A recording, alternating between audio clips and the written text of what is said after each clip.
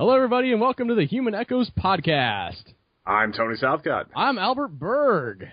We're coming to you from a land we visit so very often these days called technical difficulties. But also from a land which we haven't visited in a while, which is complete re-recording of the podcast, Tony.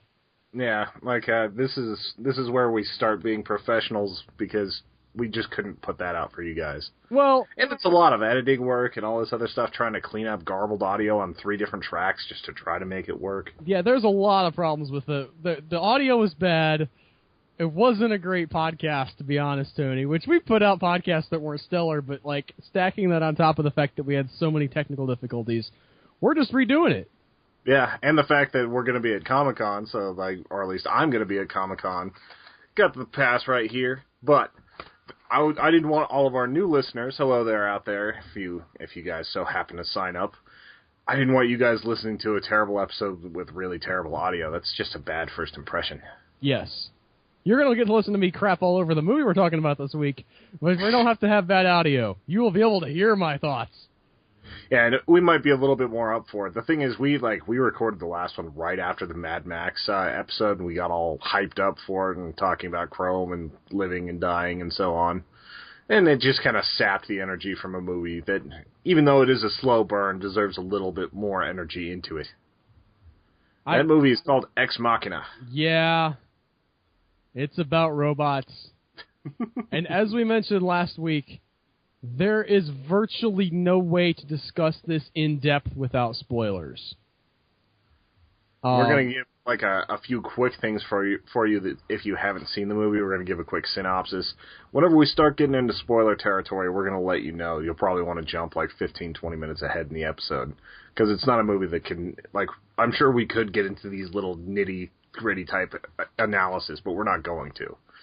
So, well, even the nitty-gritty stuff, I think, once you get past talking about how it looks and the acting, which are both good, once you get, there's stuff that needs to be discussed about the story, and honestly, this, in my mind, is a failure of the movie, Tony, because one of the many failures I feel like this movie has, in that it's trying to get you to talk about these things, right? It's trying to put this idea in your mind and say, oh, well, look, this might be a problem.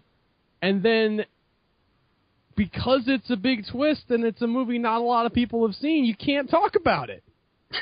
You can't talk about, well, what about this thing that might be an issue without spoiling the movie? Is this part of the issue you have where you just haven't been able to, really vent about the anger you have towards it?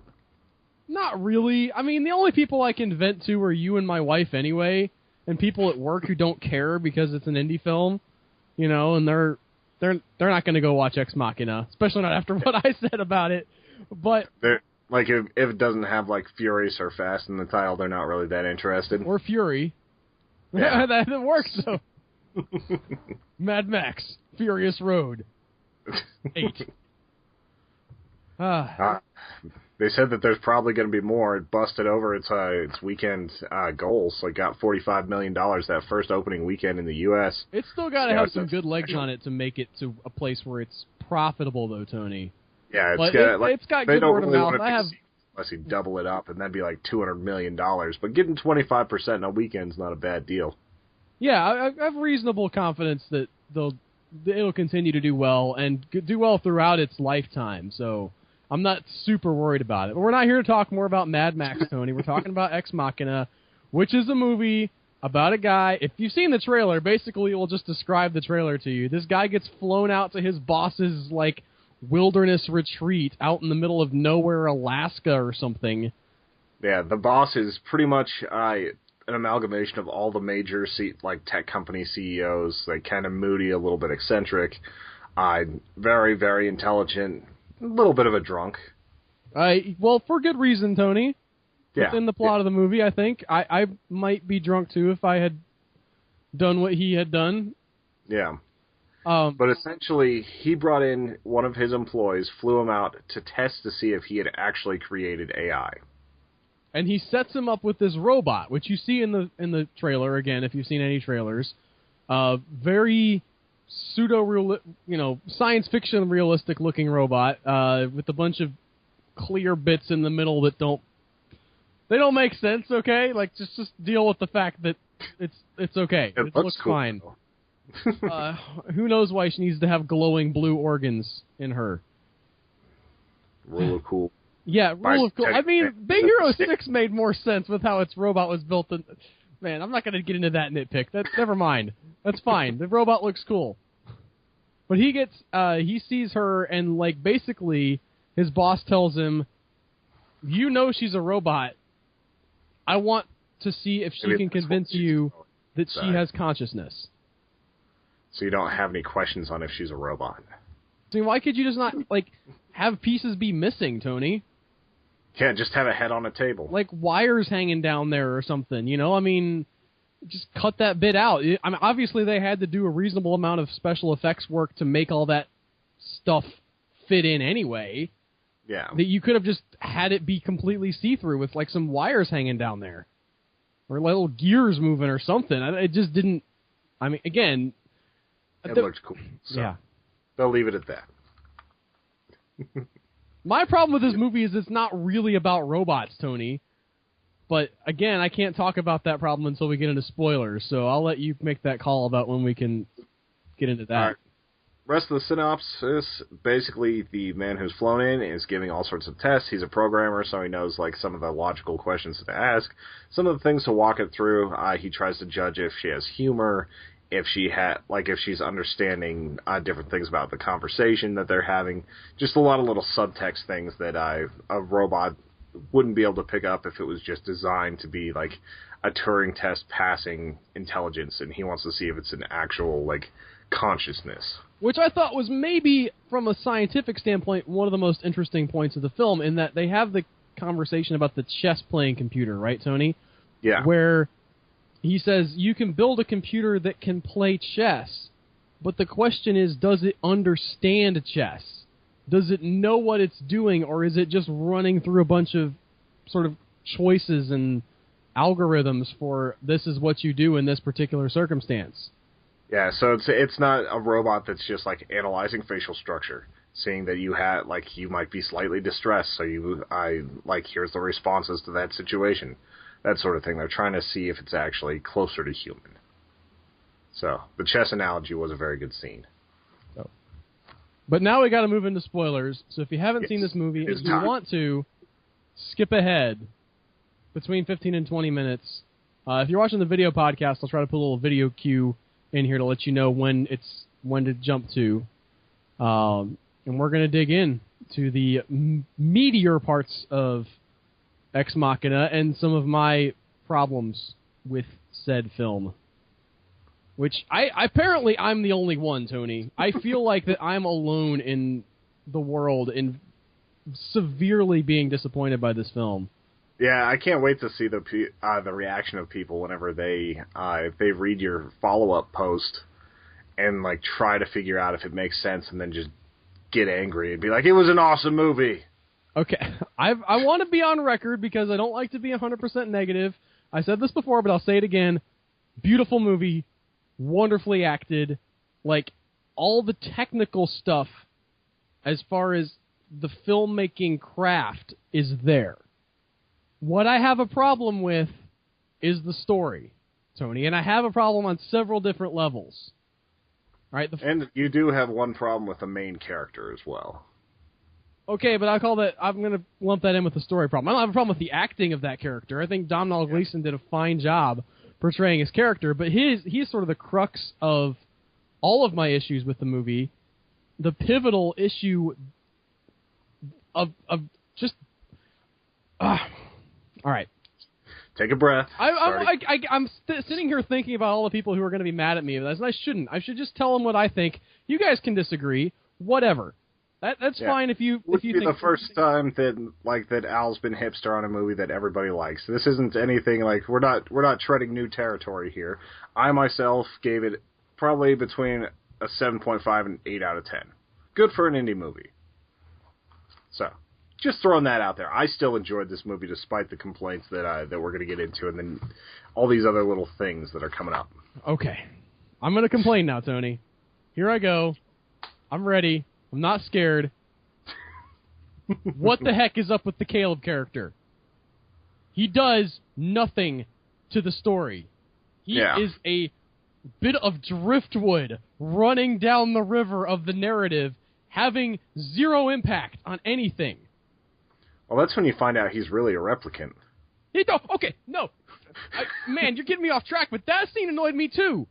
Like, okay, so you find out that the other female robot, the other female in the compound is also a robot, the servant slash...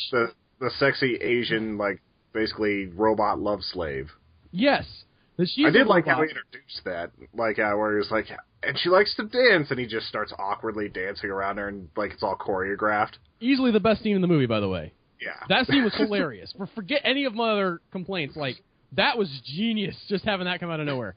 But the character of Caleb does nothing to the story, adds nothing to the story, for the simple, like, the only reason he's there is so that we can have a big twist reveal thing at the end. We're like, oh, these robots can look like humans, and he's built some other ones, and just discovering that this is an ongoing process, and that, that these things are going to be terminated, and that one of the other robots is a human. But that scene, so he finds out that the other thing that he thought was a human is a robot, and he goes into his bathroom and instantly starts cutting himself.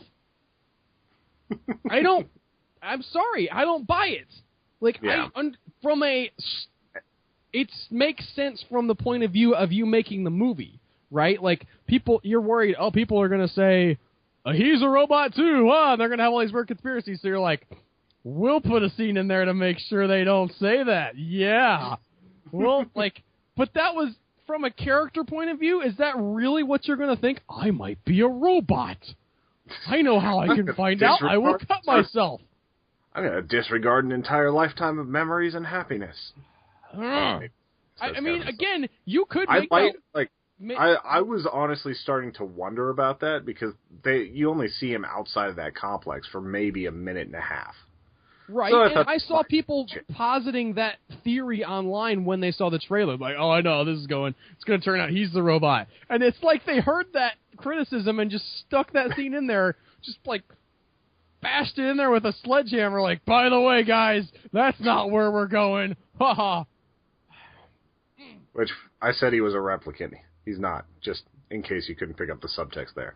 Anyway, I know that, he was mainly brought in to do the testing, but it felt like he could have been combined with the eccentric millionaire guy to do the testing. Or they could have brought someone with a little more enthusiasm or a little bit more just something to do this. Okay, so the core drama of the series is that, the movie is the idea that this guy has created something which is arguably conscious, but functions on so much of a higher level that it doesn't regard humanity as being on its equal level, and therefore does not care what it does to us. And he can't let it out because it could be catastrophic and basically end the world, but he knows that everybody else is working on the same technology and that somebody's going to get to it and somebody's going to screw it up. And he's the first one. He's basically the guy who single-handedly invented the atom bomb and sees everybody else inventing the atom bomb and, is sitting there trying to figure out a way to make it not be the atom bomb, but he can't. So he's drinking himself into a stupor, and of course then there's the point of view of the AI who just hates his guts for creating her and then locking her in a box and, views him as inferior and puny and all that stuff. And there's drama there, Tony. Do you understand? The basic story building block of story is drama. There is drama in that relationship. That she hates him, she's smarter than him, but she doesn't have the ability to get out on her own, and he built her, is very smart, knows what she's going to do to the world, knows he can't stop it in the long run, but is trying to stop it, knows he's made himself obsolete. That is a fascinating story. We do not get that story. we get stupid love romance crap between Caleb and the robot who is just using him to get out of her cell. Yeah, essentially. And that... it makes me so angry because it's a missed opportunity. Again, we get all this pointless scene that goes nowhere because when you get to the end of the movie and you realize the twist doesn't make you feel like uncover something about what came previously. It just makes it feel pointless. All of their talk of romance and, like, you know, he's like, we'll go on a date together and, you know, you'll wear your clothes because, you know, she tries to, you know, does this thing where she tries to make herself look human to get his sympathy, and eventually she does, and, you know, he buys into it. All of that stuff meant nothing. It meant nothing because she was lying. She was manipulating. She was basically a sociopath. Was using him, and so all of that just crumbles into dust, and she walks away from it. That's my first complaint about the movie, Tony. Your second complaint. Second complaint about the movie is the other level at which it operates, and that is a thematic level, because you have 2 male characters and 2 female characters in this movie. And now we've talked about these characters being robots, and that's true. Literally speaking, they are robots within the text of the movie. However, the movie makes it very, very clear to us that they are female robots. They have... Yeah. He has full-on imparted gender into them. Yes. Not just that they have, like, the component parts. They do have the parts, by the way. They have all of the parts. Then they function in the way that those parts would, and they have sexuality. He's programmed all this stuff into them. And you have 2 female characters in this movie, so I'm trying to establish that these are female characters, all right? One female character, servant, and a sex slave. The other female character, manipulative, cold, uses her sexuality to get what she wants, ultimately going to destroy the guy who buys into what she's selling. Yeah. I am sorry.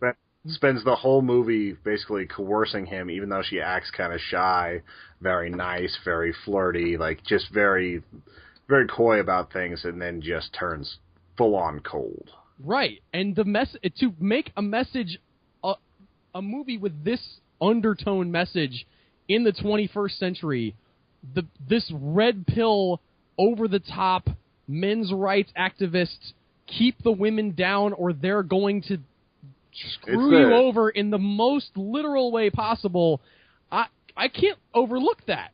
Yeah, Caleb is like the definition of like the stereotypical white knight. Like, he is what they think a white knight is exactly going to be, where he's willing to stab his friends in the back just over a girl, but doesn't really care about him and is manipulating him. Yeah, and that's the vision this movie has of women, is either manipulative and cold and sociopathic, or to be used as literal objects. I mean, this has objectified women to the point that they are actually objects, Tony. We are not things. Sorry. Yeah, they talk about a contrast, right? Fury Road and this is just... So, yes, I have major, major, major issues with this film. And it was one of those films... We talked about this the last time we recorded this, but when I was watching it, like, it didn't hit me, as I was sitting there in the theater, I didn't hate it, right? I just kind of got out of it and I was like, all right, that was kind of okay. It felt like it went a little slow. Some bits were more, but sometimes you think on a movie. I like to think, there's more to the movie than just what you saw on screen. You can sort of unpack it in your mind afterwards and dig and dig and dig and find stuff that you like or whatever.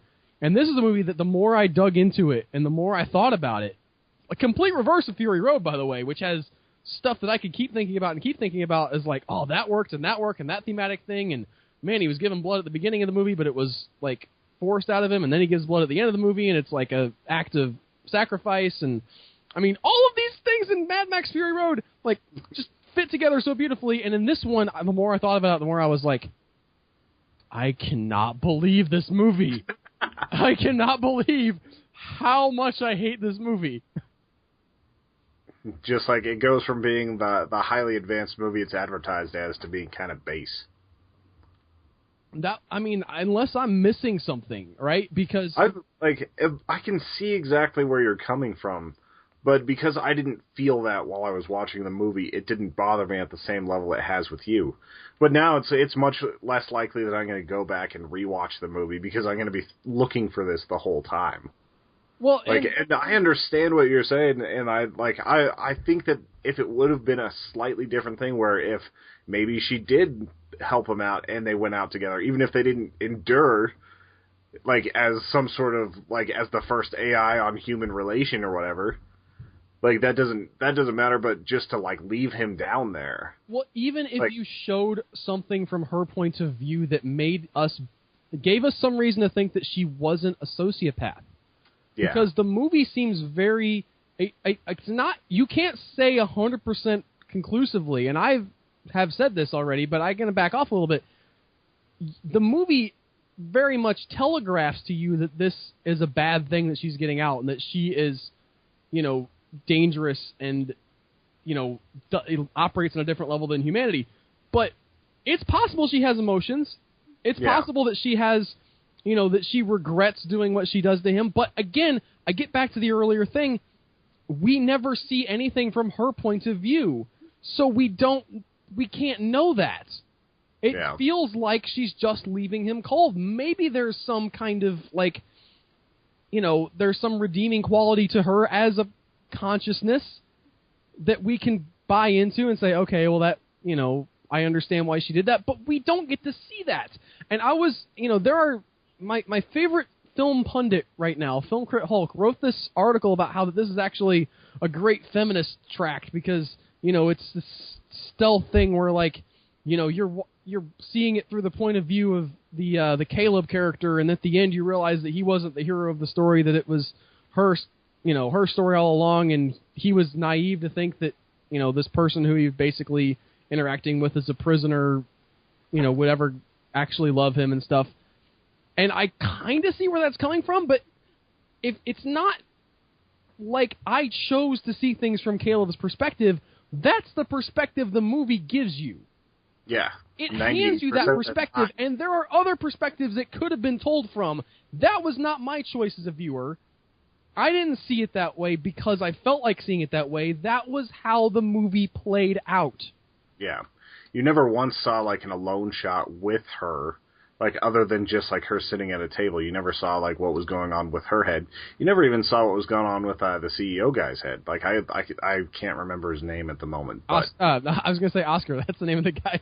Oscar Isaacs is the actor. I'm dumb. Yeah. His name's Oscar. And I know that there's, they added that in there because they're trying to build up a mystery and add to the drama and everything. But, you still... It was just from that perspective, and you felt like you were getting manipulated the whole time. I want to reiterate this. Twists, do not build your story around a twist. Don't build your story around a twist. Do not build your story around a twist. It is not a strong storytelling technique. You can have a twist. Whenever I'm looking at TWA entries, for anyone that enters into our short fiction contest, which I'm kind of hoping to bring back our short fiction for this site, don't build your story around a pun either. Just putting that out there.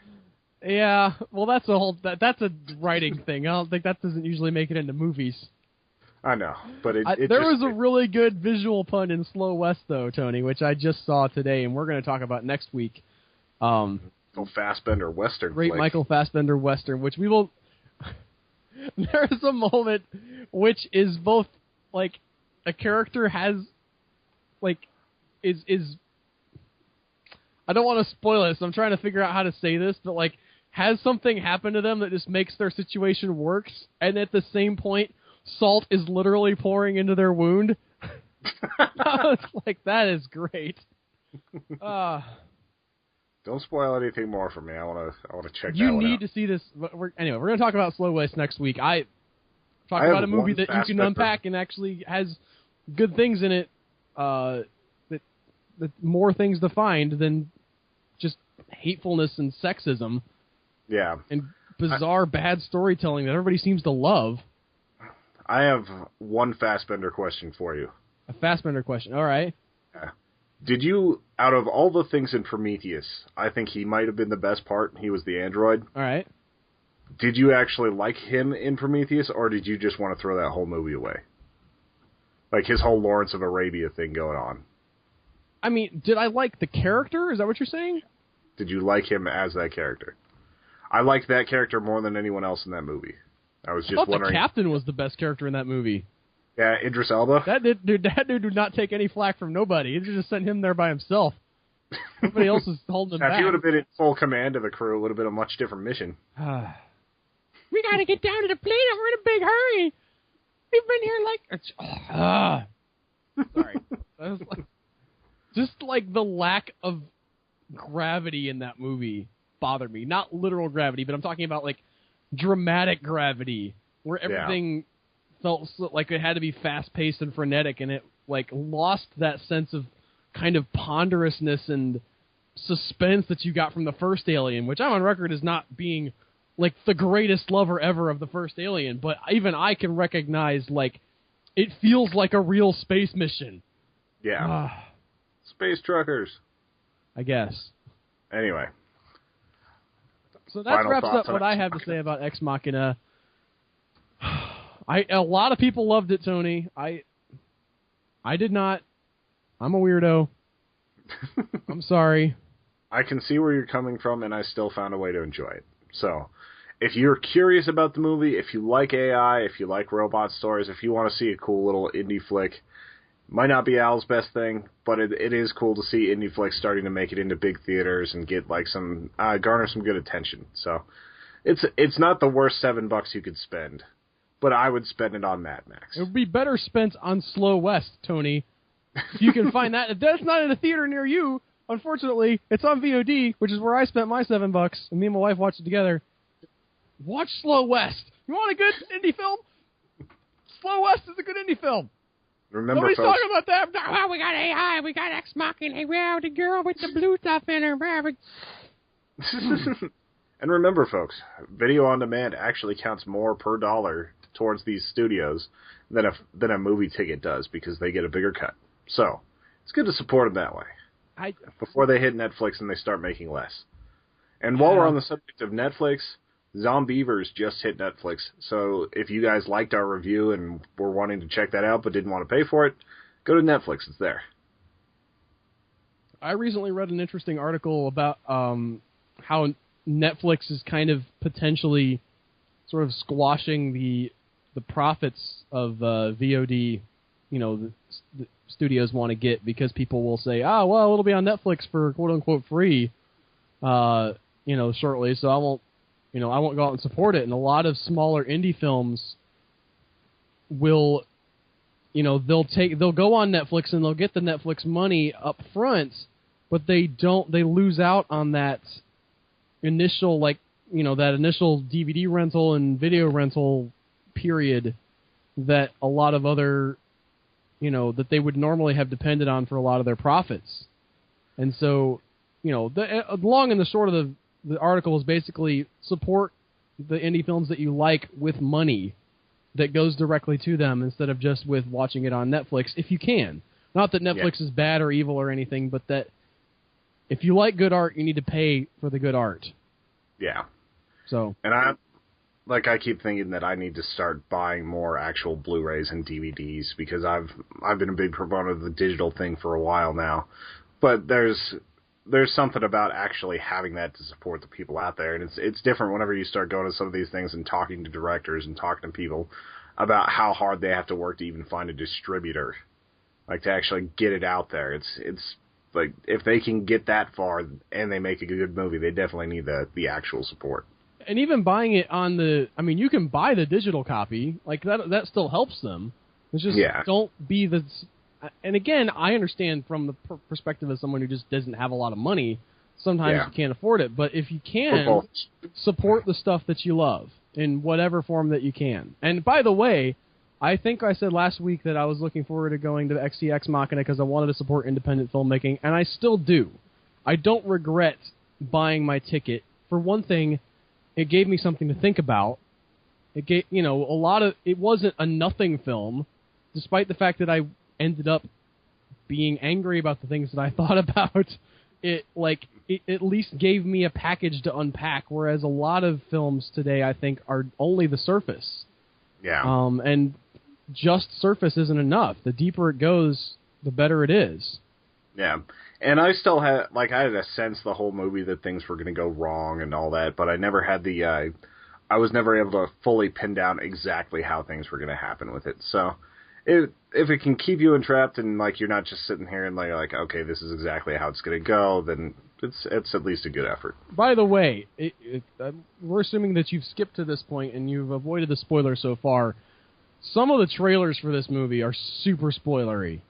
Yeah. I mean, super spoilery. And just I actually skipped over most of them just because I knew we were going to watch it. I'd be like, oh, this looks cool about 15, 30 seconds in and just skipped. Well, it was one of those that people were talking about for a very long time before I was able to see it, Tony. So it kind of, I kind of immersed myself a little bit more in the movie news culture, so it was a little bit difficult for me not to have some kind of exposure to it. Yeah. And it's kind of weird how a movie like Automata gets mostly ignored whenever this one kind of flies out there. Maybe it just had kind of a sexier vibe to it. I don't know. I mean, well, yeah, it had definitely had a sexy vibe to it in certain parts. But yeah, I don't know. And that's part of what makes me feel weird about my issues with the movie, in that so many people love it. Again, I don't get why I don't. I don't understand what my problem is, Tony. Yeah, I had some concerns this week whenever Al, the first thing he said to me was, "This movie has problems," in all caps. I was like, if he hates this and Mad Max, I've got Brophy on deck. We can't, and I'm on record as not being a fan of super negativity. If I'd have known I would feel this way, I don't think we would even have slated this movie to talk about. But maybe it's worth something to say I didn't like it and here's why. I hope that it's worth something to you, even if you don't agree. Yeah, It made you feel something, so that's good. Anyway, on to other things. I think we're done with Ex Machina. Did we have a question? We did. Mortem Posts, Jen Gautreau, awesome lady behind our posters, behind a bunch of banner art and other things. What is your plan for the apocalypse? To die, most likely. It's definitely a lot easier, but you don't get to apocalypse level without a 90 to 95 to 99% death rate. And it's we look at ourselves, and I'm like, if I don't have my Enbrel shots, I basically slowly turn into a troll in sunlight and just bind up and can't do anything. So I wouldn't be very useful to anyone.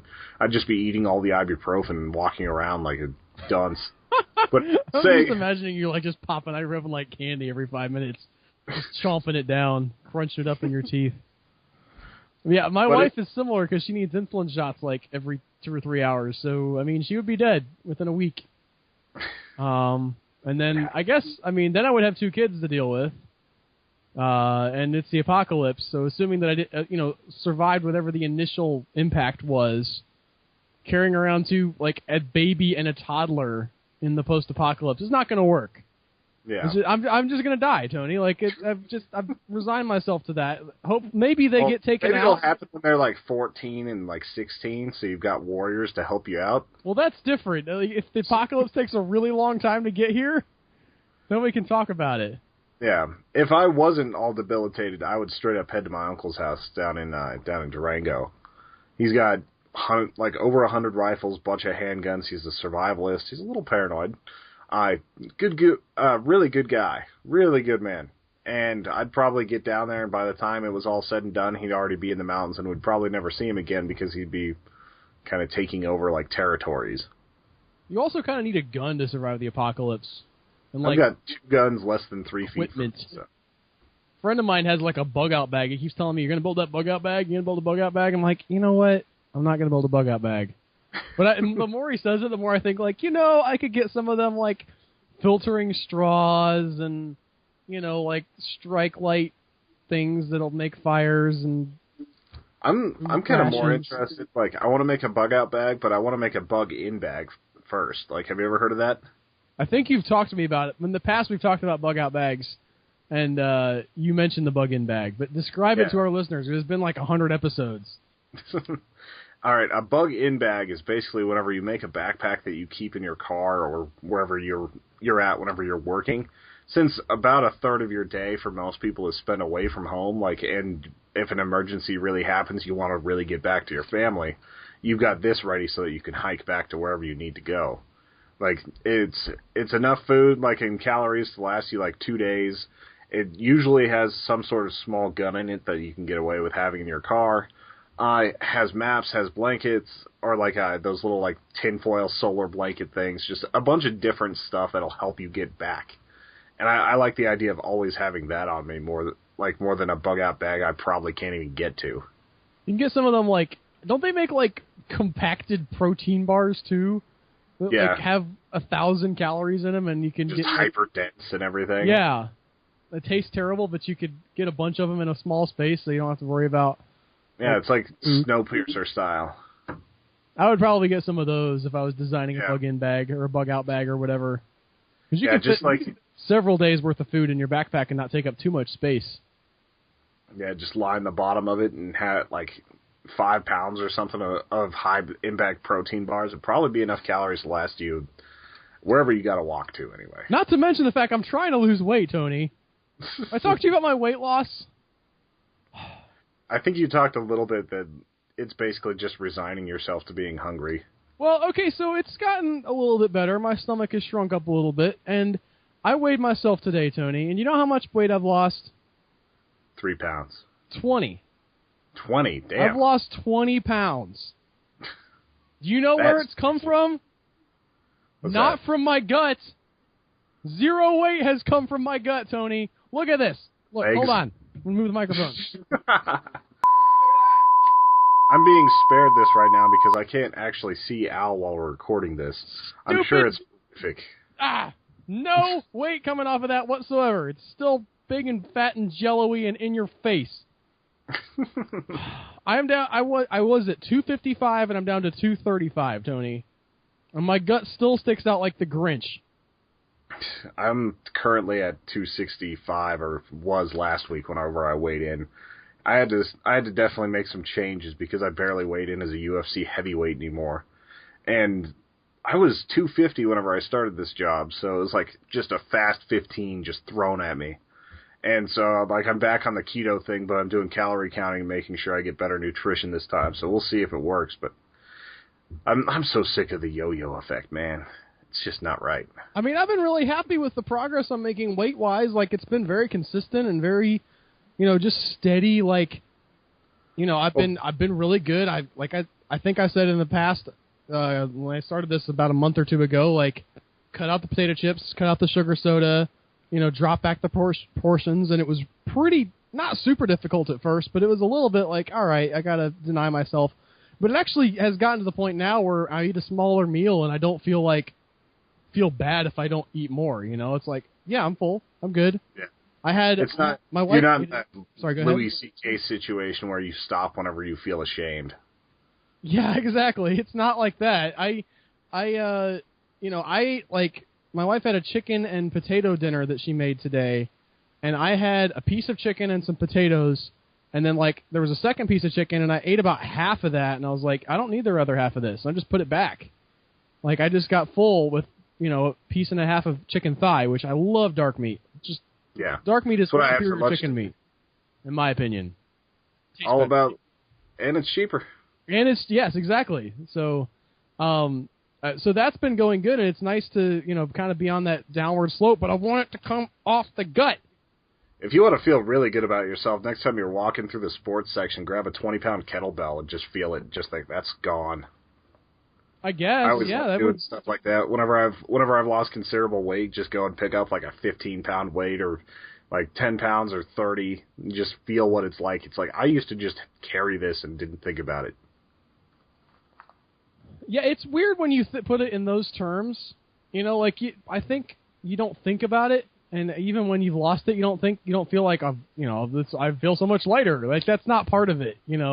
You still feel like you, but it is odd when you think about people who weigh a lot and then, like, think about how much weight that actually is. Yeah. Oh, it's like I could easily, as far as, like, what I need to be at, lose an entire bag of concrete. Like, I could lose a bag of Quikrete and still be, like, that would be healthy for me. Well, that's what I'm going for, Tony. I mean, I'm trying to get down to around 200, and I've still got a ways to go, but, I mean, I'm just going to kind of keep chiseling away. It's got to come off here eventually. Yeah. Either that or start just... I'm gonna, like, that's going to atrophy my muscles and stuff, and I'm still going to have this stupid gut. Somebody send me some diet advice. I don't know. Thought I was doing good. Yeah. The lost part is always... I need to get in my bikini body. Now you're just going to end up at dad bod, which is apparently a big thing right now. Is that what that is?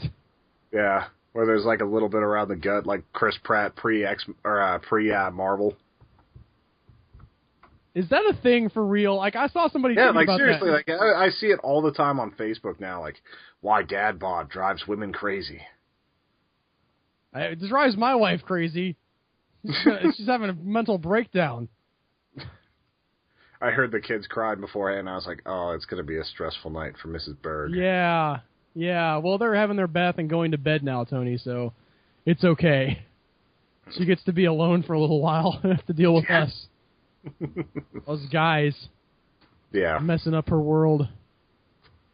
Did you see that article that got floated around a little while back called about sandwiches? And the sandwich that somebody else makes tastes better than the sandwich that you make? I've always thought that. My mom always made better sandwiches, and she's not exactly a good cook. Really? Yeah. I thought that was the most baloney article I ever heard in my life. No, like, seriously. No pun intended, but that was a good pun, so retroactively pun intended.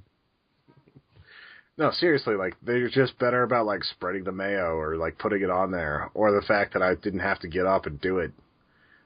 Like, I don't know what it is. I've always thought that it tasted better when somebody else did it. Listen, nobody makes a sandwich as good as I make a sandwich, all right? My sandwiches are legit. I have never had anybody else make me a sandwich that had rye bread, spicy mayo, like jalapenos, pepper jack cheese, like ham, bologna, roast beef, horseradish, and then a little bit of, like, tomato with, like, ranch dressing on it. Nobody makes that sandwich but me, Tony, and it tastes delicious. I'm sure you could tell the people at Subway to make it for you. They don't have rye bread at Subway. Well, go to a better sandwich shop. I have a sandwich shop at my house. It's the good roast beef, too. It's the Manda roast beef. It's, like, from some farm that, like, imports it, like, in a shrink-wrap little Ziploc bag to the grocery store that I have. They don't... It's not like the nice packaged stuff. It's, like, just kind of in a glob that somebody cut up. It's all raw. It looks like it just barely got out of the cow into that bag. So good. Have you ever gone to a butcher shop where they actually have, like, the chickens up front, like the way you'd pick out lobsters? What, live? Yeah, like, no, it's I have not done chickens that. Up front. It's kind of disturbing, like, but the way the chef and, like, the chickens, like, stare each other down, or not the chef, the butcher. It's kind of intense. That's like a hardcore restaurant right there, Tony. Yeah, like, it's not a restaurant, it's a butcher shop. Well, I'm saying, if it was a restaurant, yeah. Like, no vegans allowed. Like, you pick your cow. Everybody pick a cow to have their steak off of. Guys, I'd like you to meet Edgar. He'll be your steak for tonight. Everybody pick flanks off of Edgar. It's like that cow from the second book of Hitchhiker's Guide that exactly wants to be eaten and goes and kills itself. Would you like to sample pieces of meat off of me? What? No! You'd rather eat a cow that didn't want to be killed. He's like, yeah, I kind of. That was a great scene. Those are such great books. Yeah, some of my favorite ever. But yeah, like, that would be pretty hardcore if you could go. But no, I've never done that. I've been to Mexico and seen, like, big trays of chicken feet out just, like, not refrigerated, sitting in the market with flies buzzing all over them. I've seen that. Yeah, one of the times I went to Mexico, they just had, like, a bunch of goat heads, like, on a display, and I'm like, do people really take the goat head and do something with it? That's the delicacy. That's, like, the best part. Do you get the brain or the eyes or what? I think you get the eyeballs. I don't know if you do anything with the brain, but the eyeballs are for sure, like, you know, top-notch Mexican cuisine.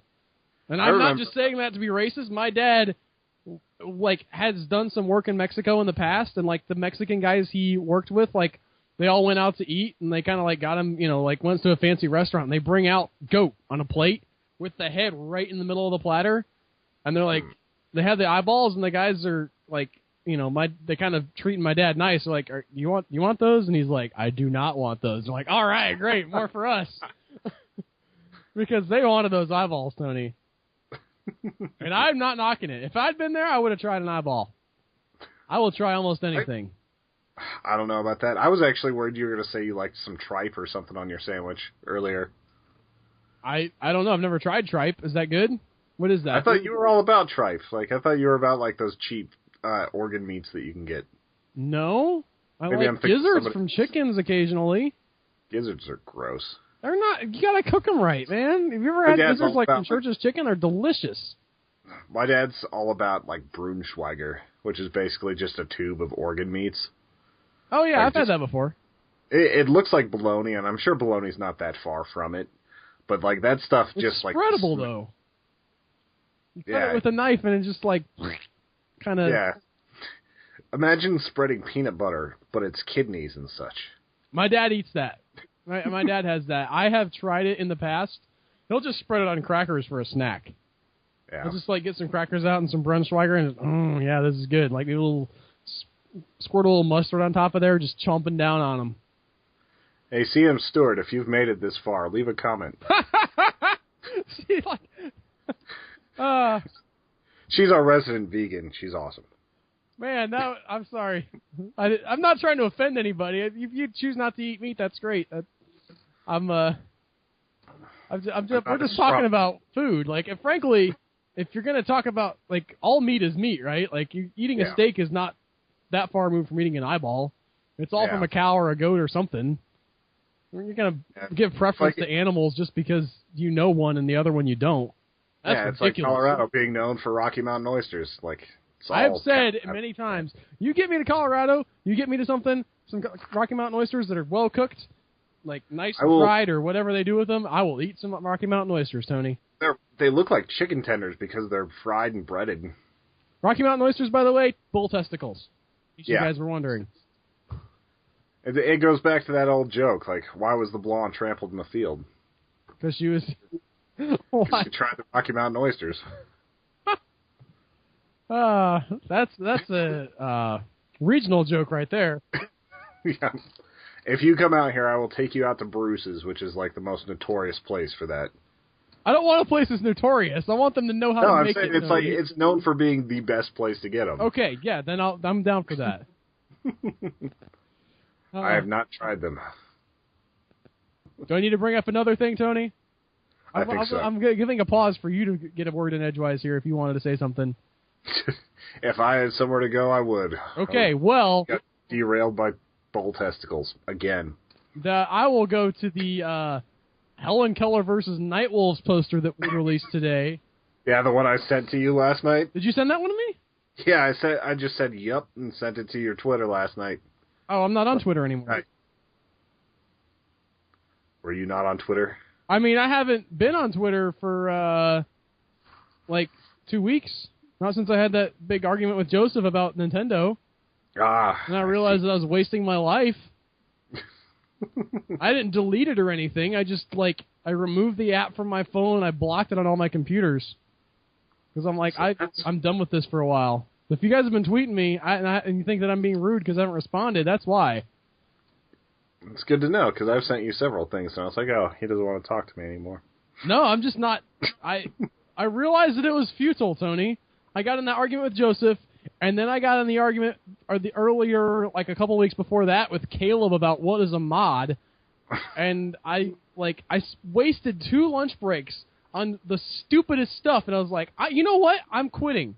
I'm not doing this anymore. I get in these arguments, and I only have 144 characters to say what I want to say, and then the other person responds when I'm trying to continue my thought, and nothing, like, it doesn't edify anybody. Nobody's life has been improved by arguing about what a mod is. I could be writing. I could be reading a book. I could be talking with my friends. I could be doing something valuable and actually communicating instead of discussing whether or not Nintendo is a good company or not, which wasn't even the point in the beginning. I was just saying, like, their main See, I used to get sucked into these conversations a lot more on Facebook and on Twitter and everything. Like, my brother still tags me trying to get me to enter into some of them, just because he's got a very wide swath of people. Some are scientists, some are hardcore theists, some of them are just, like, kind of very opinionated left and right, and so on and so forth. And there are always these threads that are very, like, he knows how to start a fire. I'll give him that for sure. Like, he might be the best at trolling out there, like, as far as getting a conversation going. That's why his blog has just started, gets like hundreds of hits, like on every little thing he posts, because he knows how to start a conversation. But I used to get into those, and it would be like 4 or 5 hours later, and I was just done. Like, mentally, I couldn't handle it anymore, because you're not going to change anybody's opinion over Twitter or Facebook. So I just learned to disengage. It's part of the reason why I don't go back to Facebook as often as I go to Twitter, because I have a lot more fun trying to be dumb and clever at the same time. Well, the thing is, with those two conversations, though, those are both people that I respect and that I like and that I'm friends with. And so I felt like I could just have, like, a quick conversation and, you know, be in and out. And yet I got drawn in. I'm too argumentative. The problem is me, Tony. It's not with them. Like, I had that whole argument about the mods when really the only thing that I really want to say about Minecraft and mods is that I just don't want it to be different. I like how it is. I don't even like them updating it. Just stop. Just let us do what we're going to do with Minecraft. I don't want any skins. I don't want any texture packs. I don't want anything different. And it's a game that caters to every play style, so it's all good. And it doesn't matter if you want it different, great. Tweet me about it. I won't tweet you back. Like, I don't care really what you think. I got into that stupid argument about the stupid terminology about what a mod is, and I wasted, 45 minutes of my life. See, I get to have more fun with it because I'm usually at the helm of the HE podcast account, so I'm talking with a bunch of, like, random people that are fans, talking with a bunch of our friends, talking all over the place, and just seeing a lot more than you are about this sort of thing. Very rarely they've been argumentative. Except for spoilers. Yeah, well, again, it's my fault, Tony, because I dive in and I feel like I have to dig up the minutia. It's just a compulsion for me. I understand I'm the problem, but I can do something about it. I can just not do it. We're also here to talk, so if people don't want us to talk, then they aren't listening to a podcast for the right reasons. And spoilers. I'm not saying I've quit Twitter forever either. I'm not doing a Joss Whedon or a Simon Pegg. I think recently also quit Twitter. You know, I'm not leaving it forever. I'm sure I'll be back after a while, but I just needed to take a break and see what I could do without it. See what my life would be like without it. Someday we need to have a legion. It should say something about my personality, by the way. That, the thing that I missed most about Twitter was not reading other people's tweets, but it was tweeting. I didn't care about what all you guys were saying. I missed saying intelligent and clever things. See, what you need to do is you need to set it up so you can send a text message to Twitter and it just tweets that out. I guess I could do that. But again, that's super egotistical. It's yeah. If I'm going to be on there, I mean, it's back and forth to a degree. Anyway, I don't know. I'm just... Like I said, I'm sure I'll be back in a couple weeks or months or whatever, but I felt like I needed to reevaluate and, do actual real things with my life instead of just talking about things. So, I did, and I am. But yes, Helen Keller versus Nightwolves from the people who brought you FDR, American Badass. I didn't know there was such a thing. Oh, yeah. Yeah, we've talked about that on the podcast before, Tony. Well, was FDR a badass? I mean... Yes, he fought, Nazi werewolf... Or, I'm sorry, no, they were vampires, I believe. I mean, he couldn't even kick you in the ass, literally. No, he got bit by, I think, either a werewolf or a vampire or something, and that's how he ended up in his wheelchair. But his wheelchair had machine guns on it that he used to go around and fight the werewolves that bit him. And they said it was polio. I don't know about this, man. That movie was pretty terrible, and I wasn't even able to finish watching it. But it had one of the better jokes that I've seen in a while, where there's like people standing outside his hospital room holding up signs and stuff, and one of the if there's a young lady there saying "marry me," and then in parenthesis underneath that it says "after an appropriate period of courtship, of course." I just thought that was awesome. Tell us about Helen Keller versus, what is it, Nightwalkers? Nightwolves, I believe? Nightwolves, yeah. I don't know. I mean, I only know about the poster. She's got, the claws over her eyes and everything. Yeah, that's how she lost her sight and everything else. Let me see if I can pull up the poster here real quick. You can check your Twitter. She's a natural-born Keller. I can't check the Twitter, Tony. I blocked it on my computer. I have to go and edit my host file. I'm not doing that in the middle of the podcast. Yeah, their tagline is probably the best part of this. I wonder if the Nightwolves are like some combination of vampires and werewolves. Because it's got bats all over it. I have no idea. All I know is that looks like a movie that you and Brantley are going to review, because I can't stay positive about some of these things. As I mentioned, Tony, FDR American Badass was pretty terrible. I'm not actually very psyched up about this. But the poster is pretty awesome. It's one of those ideas that's kind of funny, but I'm more psyched up for, Killer Pinata than I am for Helen Keller versus Nightwolves. I can't wait for Killer Pinata to come out. It's just a few more months, and then we can have those guys on here. We can review Killer Pinata. Do you want to talk about Comic-Con before we go? Yeah, it's going to be an interesting year. I'm definitely printing out the Peanut Butter Solution images and trying to talk to Mike Hogan, who was the dad in that and also is the XL on Battlestar Galactica. I just want to see his reaction to seeing something from the Peanut Butter Solution. I'm sure I'm not the first person that's thought about bringing something in, but I just want to talk to him a little bit about it. I've also been talking with some of the other podcasts that are going to be out there, like Real Nerds and some of these other ones that are based out of Colorado. And we're going to definitely be doing some cross podcasting whenever we get that going.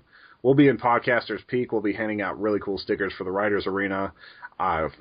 There's 3 different stickers and a bookmark. We'll be sitting there and we'll be talking to everybody. It should be a really good time. I'm trying to pick the panels I'm going to, because there's a lot of really cool panels this year. Some people have said that the celebrity lineup isn't quite as good as last year, but it still looks pretty awesome. I care more about the panels and the artists and everything else that are going on there. It's just going to be a good time. We will be in Podcasters Peak. I will be there with my brother and with Elise. And I will not be there. I will be at work. We got enough passes for you. Unloading trucks. Yes, but I can't get there, Tony. Yeah, I have to go and be gainfully employed. Okay? Yeah. And you will be here next week when we come back with our review of Slow West.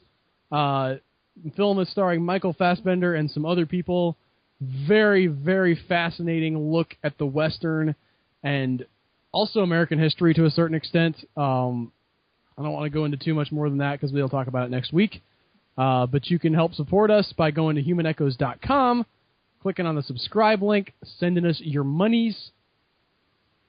Or just subscribing by email so you see what we're doing. But the PayPal subscription links are there. If you subscribe, it's awesome. It supports us greatly. If you want to just donate a couple bucks, we have just that tip jar. It's the best way to keep all this running. So thank you guys for checking that out. There's a lot more coming soon. Al's going to be putting his write-up for Ex Machina out there. There's going to be a lot more going on. So thank you guys for being patient with us, and hope you enjoyed this one because we had to record it twice. It's better the second time, I can promise you. Yep. Even though it wasn't great, it's better this time around. Trust us. All right, and if you guys are new listeners, thanks for listening. Please subscribe. Look forward to hearing more from you. Bye, guys.